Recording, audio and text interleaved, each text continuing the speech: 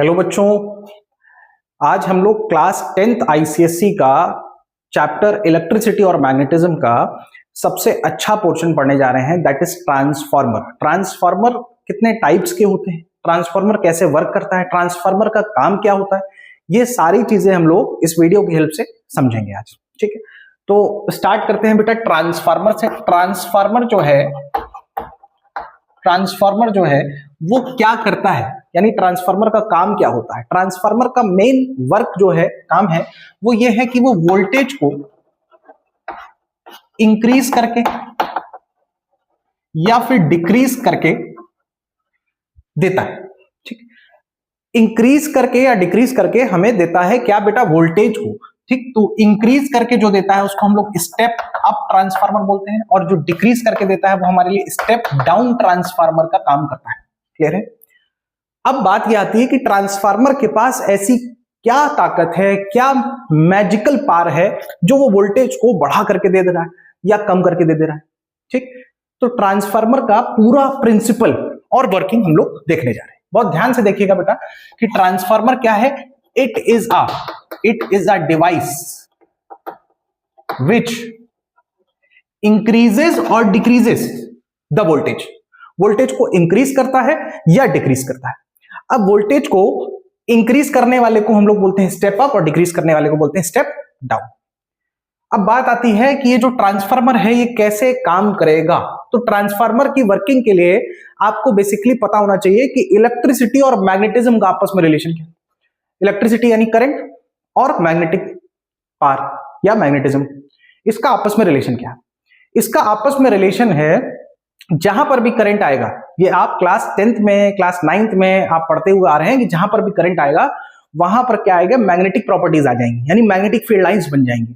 ठीक है, तो यानी कि करंट आने से मैग्नेटिक फील्ड लाइन बन रही है, तो मैग्नेटिक फील्ड की वजह से या चेंज इन मैग्नेटिक फील्ड की वजह से हम लोग क्या बोल सकते हैं बेटा, चेंज इन मैग्नेटिक फील्ड की वजह से हमारे पास करंट भी बनेगा, करंट पैदा होगा। करंट बनेगा, करंट पैदा होगा, इसका मतलब क्या होता है, इंड्यूस्ड करंट। इंड्यूस्ड करंट, ये इंड्यूस्ड करंट को हम लोग कैसे इंड्यूस करा सकते हैं, यानी कि इस करंट को हम इंड्यूस कैसे करा सकते हैं, ये आपने इस चैप्टर में ऑलरेडी पढ़ रखा है। ये आपको पता है कि अगर हमारे पास कोई भी एक कॉइल है और इस कॉइल में एक मैग्नेट को हम लोग मोशन कराएं, नॉर्थ साउथ मैग्नेट ले लेते हैं और इसको मोशन कराते हैं, यानी अंदर ले जाएंगे और बाहर लाएंगे, अंदर ले जाएंगे बाहर लाएंगे, अंदर ले जाएंगे बाहर लाएंगे, इस तरीके से मोशन कराएंगे। तो एक पॉइंट पे, किसी भी एक पॉइंट पे, इस पॉइंट पे या इस पॉइंट पे, किसी भी एक पर्टिकुलर पॉइंट पे अगर देखें, वैसे तो हर पॉइंट पे इसकी मैग्नेटिक फील्ड लाइन चेंज होंगी, यानी कि इस कंडक्टर के लिए, इस कंडक्टर के रिस्पेक्ट में मैग्नेटिक फील्ड लाइन हर एक पॉइंट पे चेंज हो रही होगी, because we are moving magnet को मूव कर रहे हैं बराबर। तो मैग्नेट को मूव करने से मैग्नेटिक फील्ड लाइन बार बार चेंज हो रही है। अच्छा, number of magnetic field lines को कुछ नॉलेजेबल चीजें बता दे रहा हूं। Number of magnetic field lines को हम लोग मैग्नेटिक फ्लक्स कहते हैं। क्या कहते हैं बेटा, मैग्नेटिक फ्लक्स कहते हैं। मैग्नेटिक फ्लक्स का मतलब number of magnetic field lines, यानी कहीं पर भी कितनी number of magnetic field lines है उसको मैग्नेटिक फ्लक्स कहते हैं। जैसे आप ऐसे समझिए, एक ये कंडक्टर है या सर्कुलर वायर है और इससे ये मैग्नेटिक फील्ड लाइन पास हो रही है। टोटल मैग्नेटिक फील्ड लाइन कितनी, 1 2 3 4, यानी कि 4 मैग्नेटिक फील्ड लाइंस इससे पास हो रही है, तो इसका मैग्नेटिक फ्लक्स कितना हो गया, 4 हो गया। तो यानी कि number of magnetic field line counting, magnetic field line की काउंटिंग मैग्नेटिक फ्लक्स कहलाता है। ठीक, तो ये मैग्नेटिक फ्लक्स जो है ये आपको पता होना चाहिए क्या होता है। अब आते हैं मेन चीज पे, यानी कि इसकी वर्किंग देखते हैं, ट्रांसफार्मर की वर्किंग क्या है और ये ट्रांसफार्मर कैसे काम करता है। चलिए, सबसे पहले जो है हमारे पास एक सॉफ्ट आयरन कोर होता है ट्रांसफार्मर का। सॉफ्ट आयरन कोर यानी कि आयरन का बना हुआ। सॉफ्ट आयरन, जिस बच्चे को नहीं पता है, सॉफ्ट आयरन का मतलब होता है प्योर आयरन। ठीक, प्योर आयरन की प्रॉपर्टीज होती है कुछ ज्यादा से ज्यादा मैग्नेटिक फील्ड लाइंस, अगर कोई मैग्नेटिक फील्ड लाइन भागना चाह रही है तो उसको रोक लेती है, अपने पास वापस से बुला लेता है। कौन, सॉफ्ट आयरन। सॉफ्ट आयरन का मतलब ऐसा नहीं है कि वो आयरन सॉफ्ट होगा, एकदम पिलो की तरह सॉफ्ट होगा।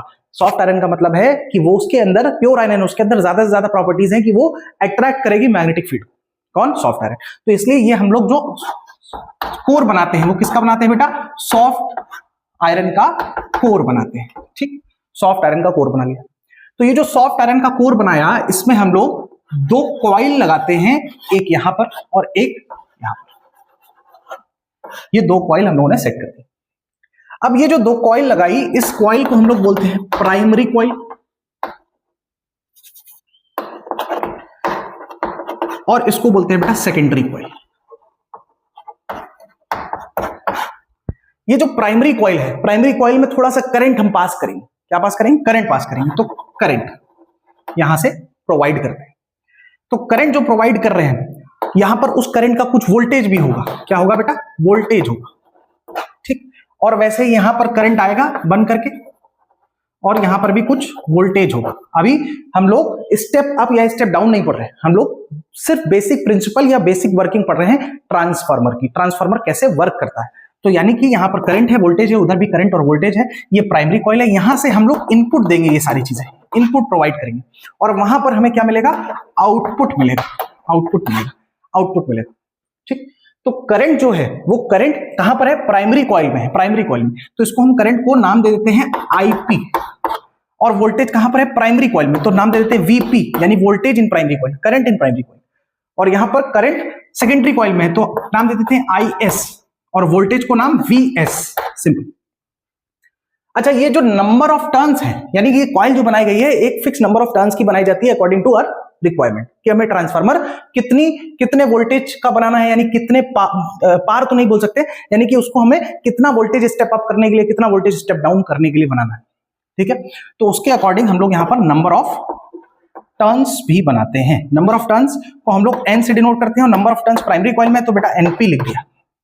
Number of turns secondary coil में है तो हमने इसको एनएस लिख दिया, सिंपल।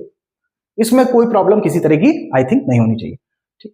तो ये जो आईपी, आईएस, वीपी, वीएस और number of turns NP, NS बोल दिया। अब ये जो प्राइमरी कॉइल या सेकेंडरी कॉइल, जो भी कॉइल हम यहां पर बनाएंगे ट्रांसफार्मर में हम सेट करेंगे, उसको हम लोग कैसा लेंगे? इंसुलेटेड लेंगे। इंसुलेटेड लेने का रीजन क्या है? सबसे पहले ये चीज, इंसुलेटेड का मतलब इसके ऊपर हम लोग क्या? प्लास्टिक होनी चाहिए, इसके ऊपर क्या होनी चाहिए? रबर होनी चाहिए, यानी इंसुलेटेड होना चाहिए। क्यों? क्योंकि हमारा काम ट्रांसफार्मर में क्या नहीं है? करंट इधर से उधर भेजना हमारा काम नहीं है। ट्रांसफार्मर में क्या है हमारा मेन काम? ट्रांसफार्मर में हमारा मेन काम है कि हम यहां पर करंट प्रोवाइड करें, और जितने वोल्टेज का करंट प्रोवाइड करें वो उसको बढ़ा करके दे दे या कम करके दे दे। तो वोल्टेज को बढ़ा करके देगा या कम करके देगा, तो वोल्टेज को हमें चेंज करना है, ना कि हमें करंट को चेंज करना है। करंट अपने आप चेंज होगा, लेकिन हमारा मेन काम है वोल्टेज को चेंज करना। तो यानी कि हमें क्या करना है? इसको इंसुलेटेड लेना है, यानी कि ये सॉफ्ट आयरन के कांटेक्ट में तो रहेगा, तो करंट इस सॉफ्ट आयरन में नहीं दौड़ेगा, करंट सिर्फ और सिर्फ इस कॉइल में दौड़ेगा। क्लियर है? अच्छा, अब आपको ये पता है कि जहां पर भी करंट आता है, जहां पर भी क्या आता है? करंट आता है, तो करंट की वजह से मैग्नेटिक फील्ड लाइन प्रोड्यूस होती है, और मैग्नेटिक फील्ड लाइन जहां प्रोड्यूस हो गई और वो बराबर अगर चेंज हो रही है, यानी कि मैग्नेटिक फ्लक्स जो होता है वो चेंज हो रहा है, तो मैग्नेटिक फ्लक्स के चेंज होने की वजह से हमारे पास इंड्यूस करंट मिलता है। क्या मिलता है? इंड्यूस करंट मिलता है। तो यानी कि अगर इसमें करंट पास किया तो इसमें मैग्नेटिक फील्ड लाइन प्रोड्यूस होंगी, और ये जो मैग्नेटिक फील्ड लाइंस हैं, ये मैग्नेटिक फील्ड लाइंस उधर जाएंगी, यानी कि कंसंट्रेट होंगी इधर की तरफ, बाहर नहीं जाएंगी। बाहर क्यों नहीं जाएंगी? क्योंकि हमने सॉफ्ट आयरन कोर लगाया है। सॉफ्ट आयरन कोर की प्रॉपर्टी होती है कि वो मैग्नेटिक फील्ड लाइंस को भागने नहीं देता है, लीकेज नहीं होने देता है, यानी कि वो सारी मैग्नेटिक फील्ड लाइन को इधर से इधर से इधर से करके पकड़ लेगा और सारी की सारी उधर ट्रांसफर कर देगा। अब बात ये आती है कि मैग्नेटिक फील्ड लाइन सच में सर प्रोड्यूस होगी? तो बिल्कुल होगी बेटा। क्यों? क्योंकि हम लोग ट्रांसफार्मर में हमेशा एसी यूज करते हैं, यानी कि अल्टरनेटिंग करंट यूज करते हैं। और अल्टरनेटिंग करंट के बारे में आप लोगों ने पढ़ा होगा, नहीं पढ़ा तो मैं बता दे रहा हूं। डीसी और AC are two types of current. DC जो होता है उसका डायरेक्शन और मैग्नीट्यूड यानी पावर, ताकत उसकी फिक्स रहती है, उसकी ताकत फिक्स रहती है, यानी कि वो उसकी फ्रीक्वेंसी चेंज नहीं होती है बार बार, या फिर उसका डायरेक्शन चेंज नहीं होता है बार बार। लेकिन अल्टरनेटिंग करंट जो है उसका डायरेक्शन बार बार चेंज होता है, और डायरेक्शन चेंज होने के साथ साथ उसका फ्रीक्वेंसी भी बार बार चेंज होती है। फ्रीक्वेंसी बोल सकते हैं कि फिक्स रहती है, लेकिन वो अपने डायरेक्शन को बार बार चेंज करता है अल्टरनेटिंग करंट। जब डायरेक्शन को चेंज करेगा तो मैग्नेटिक फ्लक्स चेंज होगा, मैग्नेटिक फ्लक्स चेंज होगा। मैग्नेटिक फ्लक्स जब चेंज होगा तो मैग्नेटिक फ्लक्स चेंज होने की वजह से, यानी number of magnetic field line change होने की वजह से, क्योंकि अगर डायरेक्शन फिक्स रहेगा मैग्नेटिक फील्ड लाइन चेंज नहीं होगी, मैग्नेटिक फील्ड लाइन हर पॉइंट पे फिक्स रहेगी और मैग्नेटिक फ्लक्स चेंज नहीं होगा। जब मैग्नेटिक फ्लक्स चेंज नहीं होगा तो इंड्यूस करंट नहीं होगा। ये आपने इलेक्ट्रिसिटी और मैग्नेटिक्स चैप्टर में पढ़ा हुआ। तो यानी कि जैसे हमने एसी करंट को यूज किया और इसमें प्रोड्यूस हुई मैग्नेटिक फील्ड लाइंस, वो मैग्नेटिक फील्ड लाइंस किधर गई? मैग्नेटिक फ्लक्स पूरा उठ करके इस कॉइल में गया। जैसे इस कॉइल से पास हुआ तो मैंने अभी एक एग्जांपल बताया था कि एक सर्कुलर लूप है, इससे ये हम कॉइल पास कर, यानी इस कॉइल से हम लोग मैग्नेटिक फील्ड लाइन पास कर रहे हैं। मैग्नेटिक फील्ड लाइन जैसे पास करेंगे तो इस कॉइल में करंट प्रोड्यूस हो जाएगा। इस कॉइल में क्या हो जाएगा बेटा? करंट प्रोड्यूस हो जाएगा। ये करंट जो होगा उसको हम लोग इंड्यूस्ड करंट कहेंगे, क्योंकि इंड्यूस्ड ईएमएफ आ जाएगा, ईएमएफ मतलब इलेक्ट्रोमोटिव फोर्स, उसकी वजह से यहाँ क्या आ जाएगा, इंड्यूस करंट, करंट पैदा हो जाएगा, मैग्नेटिक फील्ड लाइन के चेंज होने की वजह से करंट क्या हो जाएगा, पैदा हो जाएगा, ठीक, करंट इंड्यूस हो जाएगा। वैसे यहाँ मैग्नेटिक फील्ड लाइन चेंज हो रही है बराबर, क्योंकि हम अल्टरनेटिंग करंट प्रोवाइड कर रहे हैं, तो यहाँ पर क्या इंड्यूस हो जाएगा, करंट इंड्यूस हो जाएगा, तो यहाँ पर करंट बन के आ जाएगा। क्लियर है, ठीक। तो जब करंट आएगा वो करंट कुछ वोल्टेज का होगा, वो करंट क्या होगा, कुछ वोल्टेज का होगा। तो यानी कि अब सर वोल्टेज बढ़ गया इसमें कि कम हो गया, बढ़ गया या कम हो गया, ये अभी हम लोग नहीं सीख रहे हैं, उसका फंडामेंटल थोड़ी देर बाद सीखेंगे। तो ये बेसिक फंक्शनिंग है ट्रांसफार्मर की। ट्रांसफार्मर क्या करता है, फिर से आइए, करंट को लेता है, मैग्नेटिक फील्ड लाइन प्रोड्यूस करता है, मैग्नेटिक फील्ड लाइन जो प्रोड्यूस होती है वो चेंज होती है बराबर, वो दूसरी कॉइल से पास होती है, दूसरी कॉइल से पास होकर इंड्यूस करंट बन जाता है। यहां जो करंट था वो कैसे भी वोल्टेज का होगा, उसका वोल्टेज उधर जाके चेंज हो जाता है। क्लियर है, अब देखिएगा, अब बात आती है हमारे पास कि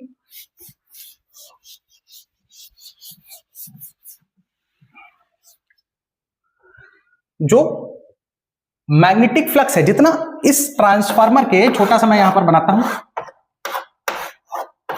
इस ट्रांसफार्मर के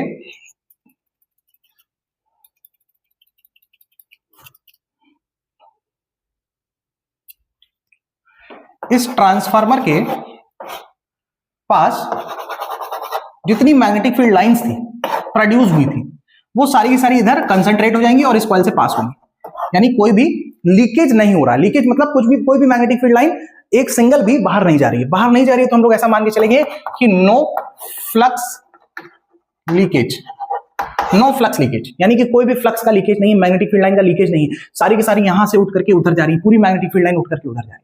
तो जब फ्लक्स लीकेज नहीं होता है तो मैग्नेटिक फ्लक्स का फॉर्मूला होता है KNI। आई आप चाहे तो कैपिटल भी लिख सकते हैं, स्मॉल भी लिख सकते हैं। क्लियर? KNI का मतलब क्या है, के एक कांस्टेंट है, NI मतलब नंबर ऑफ टर्न्स है और I मतलब करंट है। अगर फ्लक्स चेंज नहीं हो रहा है तो flux in primary coil is equals to flux in secondary coil. ये आपको समझ में आती होगी बात कि पूरा पूरा फ्लक्स यहां से उठ के उधर चला गया, तो यानी कि flux in primary coil is equals to flux in secondary coil. Flux in primary coil क्या लिखेंगे, KNI is equals to KNI। Primary में है तो नंबर ऑफ टर्न्स प्राइमरी के और करंट भी प्राइमरी का, नंबर ऑफ टर्न्स सेकेंडरी के और करंट भी सेकेंडरी का। ठीक बात, K से K कैंसिल आउट कर देंगे, NP के नीचे क्या ले आएंगे बेटा, NS, और IS के नीचे IP। ये एक हमारे पास रिलेशन आ गया नंबर ऑफ टर्न्स और करंट का। इस रिलेशन की हेल्प से काफी सारे न्यूमेरिकल भी हम सॉल्व कर सकते हैं, प्लस ये हमें क्या बताता है कि जहां पर प्राइमरी कॉइल में नंबर ऑफ टर्न्स अगर मान लीजिए ज्यादा है, नंबर ऑफ टर्न्स क्या है, ज्यादा है प्राइमरी कॉइल में, तो करंट वहां पर कम होगा। करंट क्या होगा, कम होगा। देखिए इनवर्सली प्रोपोर्शनल रिलेशन दिख रहा है, दिख रहा है, number of turns in primary coil ऊपर लिखा हुआ है न्यूमरेटर में, and this is written in denominator, denominator में लिखा हुआ है। तो करंट प्राइमरी कॉइल में कम हो जाएगा अगर number of turns primary coil में ज्यादा है, और नंबर ऑफ टर्न्स अगर प्राइमरी कॉइल में कम है तो करंट प्राइमरी में ज्यादा हो जाएगा, यानी उल्टा चलता है। प्राइमरी में नंबर ऑफ टर्न्स ज्यादा है तो करंट कम, प्राइमरी में नंबर ऑफ टर्न्स कम है तो करंट ज्यादा। क्लियर है, तो ये ध्यान में रखिए पहला फॉर्मूला। अब बात आती है कि ट्रांसफार्मर का मेन काम क्या है। तो ट्रांसफार्मर का मेन काम है वोल्टेज को बढ़ाना या घटाना, यानी कि इंक्रीज करना या डिक्रीज करना। तो ट्रांसफार्मर वोल्टेज को बढ़ाता है या घटाता है, करंट को चेंज करता है, जो भी करता है, लेकिन ट्रांसफार्मर का काम यह नहीं है कि वो एनर्जी को कम या ज्यादा करे, एनर्जी कंजर्व्ड रहनी चाहिए। कैसी रहनी चाहिए बेटा, कंजर्व्ड रहनी चाहिए, यानी कि यहां पर जितनी एनर्जी थी उतनी एनर्जी यहां रहनी चाहिए। आप बोल सकते हैं कि पार सेम रहनी चाहिए। पार कैसे रहनी चाहिए, सेम। पार in primary coil is equal to par in secondary coil, पार सेम रहनी चाहिए। पार को बढ़ाना या पार को ज्यादा करना या पार को कम करना ट्रांसफार्मर का रोल नहीं है। तो पार जब सेम रहनी चाहिए तो ऐसा क्या है इसमें जिससे हम डिराइव कर सकते हैं, दिखा सकते हैं, प्रूव कर सकते हैं कि पार इसमें सेम है, पार नहीं चेंज हो रही, सिर्फ और सिर्फ वोल्टेज चेंज हो रहा है। तो उसके लिए आपको एक फॉर्मूला और आता है, इसको नोट करते जाइएगा, साथ साथ नोट्स बना लीजिएगा अपने पास, तो ट्रांसफार्मर आप लोग नहीं भूलेंगे। पार का फॉर्मूला आपको पता है VI। पार का फॉर्मूला क्या पता है बेटा, VI। तो यानी power in primary coil is equal to par in secondary coil, VI is equal to VI। ये बस प्राइमरी के लिए रहेगा और ये सेकेंडरी। अगर हम लोग VS को नीचे ले आए तो VP upon VS is equal to IS upon IP। ये रिलेशन हमारे पास निकल करके आ जाता है, यानी कि वोल्टेज अगर प्राइमरी कॉइल में ज्यादा है तो करंट प्राइमरी कॉइल में कम होगा, क्योंकि इनवर्सली प्रोपोर्शनल। अगर वोल्टेज प्राइमरी कॉइल में कम है तो करंट प्राइमरी कॉइल में ही ज्यादा होगा। ऐसे सेकेंडरी के लिए भी इनवर्सली प्रोपोर्शनल है। बहुत सिंपल है।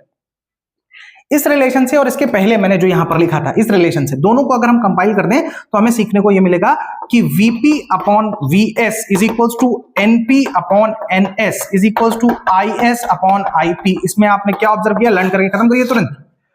Vp अपॉन Vs यानी primary coil, number of turns और वोल्टेज साथ में चलते हैं। यानी जहां पर वोल्टेज प्राइमरी कॉइल में अगर मान लीजिए वोल्टेज ज्यादा है तो नंबर ऑफ टर्न्स भी प्राइमरी कॉइल में ज्यादा होंगे, यानी दोनों चीज साथ में चलते हैं। लेकिन करंट जो है, देखिए प्राइमरी कॉइल का करंट नीचे लिखा हुआ है यानी कि Ip, करंट वहां पर कम होगा। तो करंट एकदम इनवर्सली प्रोपोर्शनल चलता है या इनवर्स चलता है, बोल सकते हैं किससे, दो चीजों से, वोल्टेज से और नंबर ऑफ टर्न से। तो ये रिलेशन आपके पास निकल के आ गया। अब बहुत ध्यान से सुनिएगा, हमारे पास एक होता है दैट इज टर्न्स रेशियो।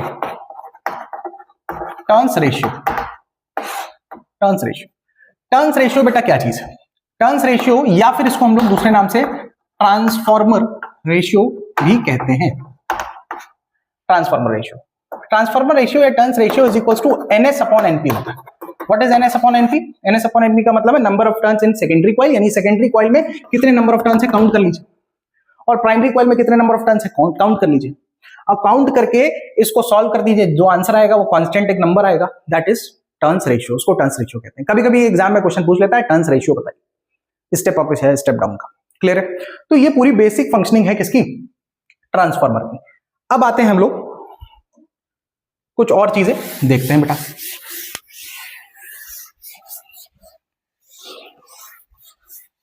अब बात आती है हमारे पास कि टाइप्स ऑफ ट्रांसफार्मर की।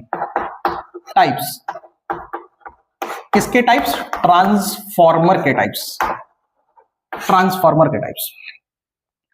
तो ट्रांसफार्मर के दो टाइप मैंने बता रखे हैं। अगर हम लोग बात कर लें बेटा स्टेप अप की, तो स्टेप अप के लिए क्या होगा, फिर से मैं एक डायग्राम बनाता हूं और इसमें थोड़ा आप ऑब्जर्व करिएगा कि ये कौन सी कॉइल है बेटा? प्राइमरी कॉइल है। Primary coil. ये कौन सी कॉइल है? सेकेंडरी कॉइल है।